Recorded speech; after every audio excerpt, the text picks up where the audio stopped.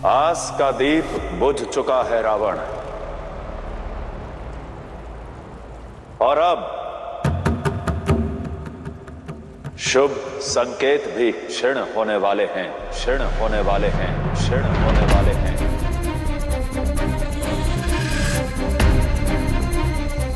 शुभ संकेत क्षीण होने वाले हैं अर्थात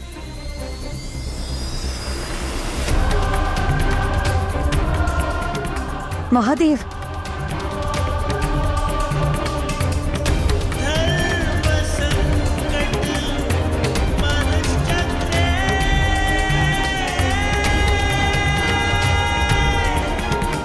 महादेव की आंखों में अश्रु,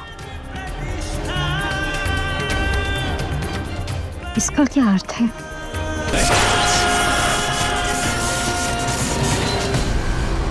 मेरी परीक्षा सफल हो गई महादेव।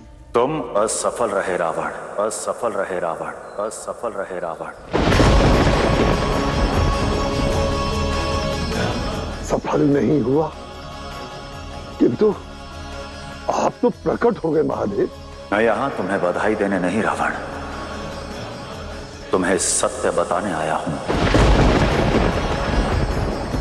समर्पण के साथ संकोच कभी नहीं होता, और जहां भी संकोच होता है वहां समर्पण नहीं होता। रावण, समर्पण का अर्थ सम्यक अर्पण होता है, और जहां शंका होती है वहां शंकर कभी वास नहीं करते।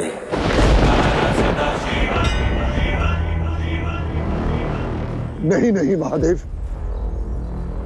कहीं आप ये तो नहीं कह रहे कि तुम हार चुके हो, अपनी परीक्षा में असफल रहे हो।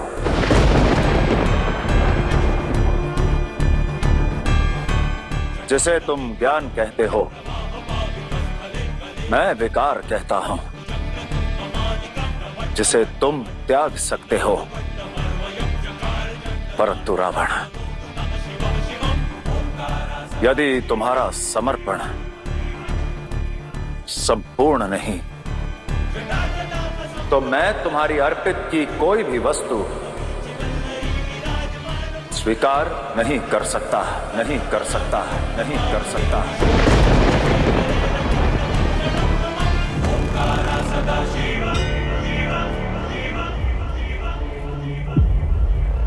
और अब जो मैं तुम्हें बताने जा रहा हूं वही अंतिम सत्य है। नहीं महादेव, वचन दिया है आपने, कृपया ऐसा मत कहिए। वचन की कोई भी शर्त पूर्ण नहीं हुई है, इसलिए वचन को निभाने के लिए मैं बाध्य नहीं हूं रावण, मैं बाध्य नहीं हूं रावण, मैं बाध्य नहीं हूं रावण।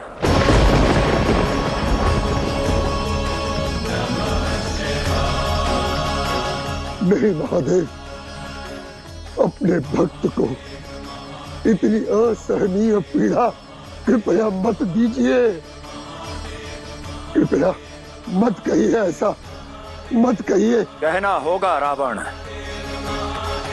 शिव को लंका में स्थापित करने का रावण का ये स्वप्न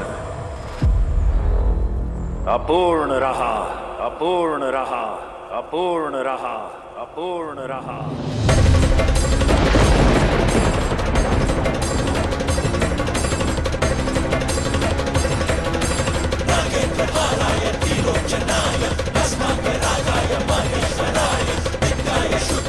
तुम केवल अपनी पहली 3 परीक्षाओं में ही नहीं बल्कि अपने समर्पण में भी असफल रहे रावण। किंतु तुमने जो भी प्रयास किया, मैं तुम्हारे हर प्रयास से प्रसन्न हुआ हूं। इसलिए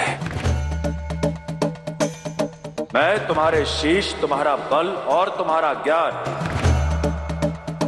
तुम्हें पुनः लौटाता हूं।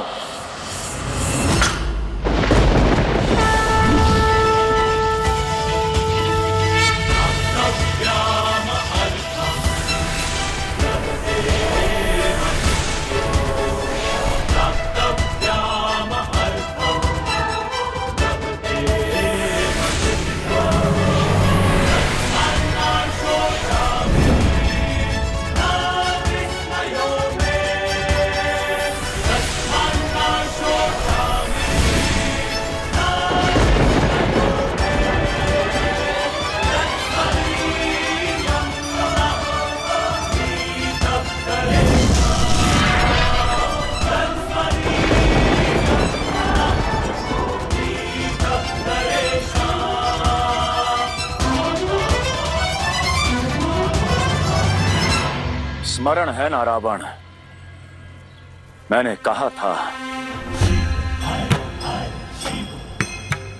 कि तंत्र में जितना ऊपर उठोगे उतनी ही ऊंचाई से नीचे गिरना होगा। जाओ और अपना धर्म निभाओ, अपना कर्म करो कि अब लंका शिव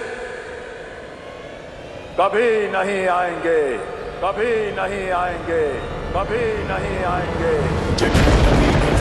प्रवाह पावितस्थले गले वलंबे लंबितांबुजंग तुंग मालिकां डमड्डमड्डमड्डमर्दयं चकार चंड तांडवं तनोतु नः शिव शिवं हयद्भरभ्रम भ्रमद्भुजंगम स्फुरद्गद्धगद्विनिर्गमत् कराल भाल हव्यवाधिमिद्धिमिद्धिमिद्वनन् हृदंग तुंग मंगल प्रनिक्रम प्रवर्तित प्रचंड तांडव शिव प्रसिद्धदित्रतल्पयोर्भुजंगमौक्तिकमस्रजोर्गरिष्ठरत्नलोष्ठयो सुहृद्विपक्ष पक्षयो तृणारविन्द चक्षुषो प्रजामही महेन्द्रयो समं प्रवर्तयन् मनः कदा सदा शिवो भजे।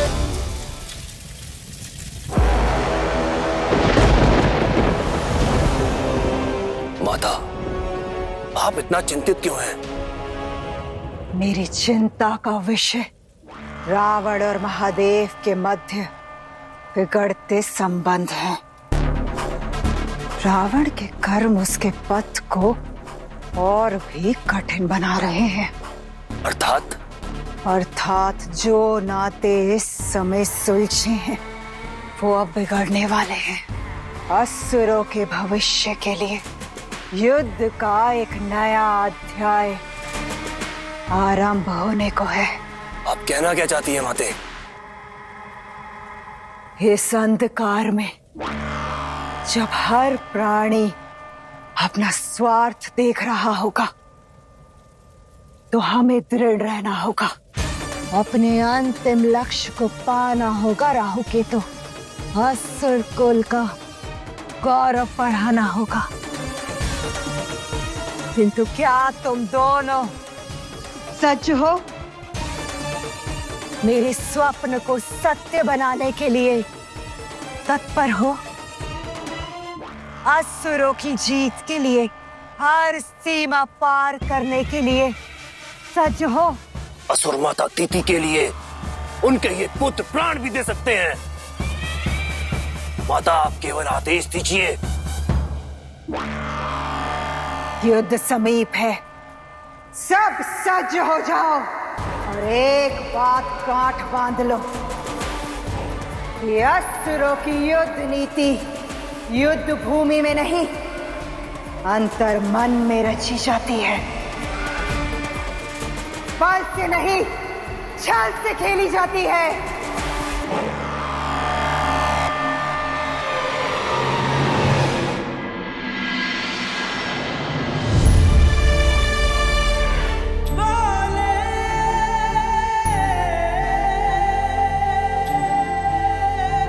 महादेव, अंततः यह अध्याय भी समाप्त हुआ। अब आप कैलाश ही रहेंगे ना?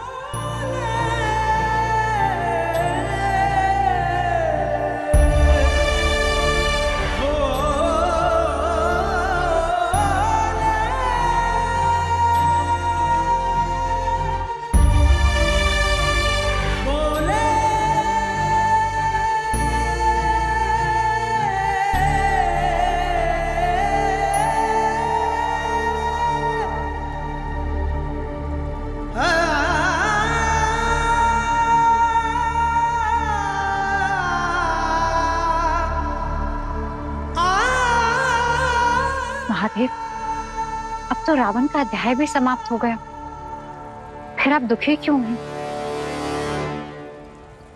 रावण में अनंत संभावनाएं छुपी थी देवी, अतः शक्ति का वास था उसमें, परंतु धर्म के मार्ग से भ्रमित था।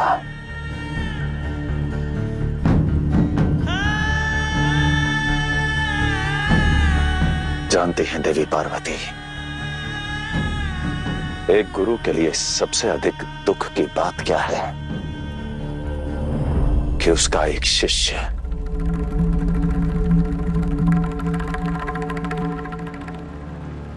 परम शिष्य अधर्म के पथ पर आगे बढ़ जाए।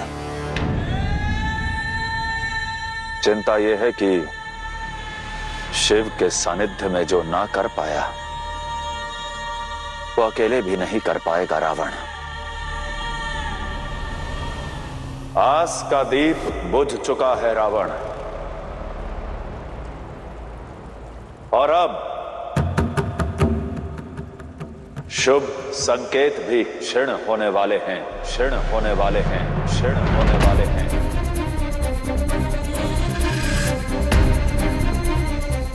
शुभ संकेत क्षीण होने वाले हैं अर्थात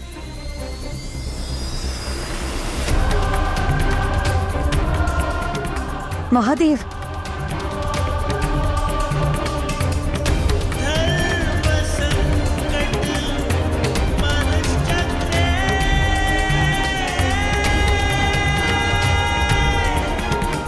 महादेव की आंखों में अश्रु, इसका क्या अर्थ है?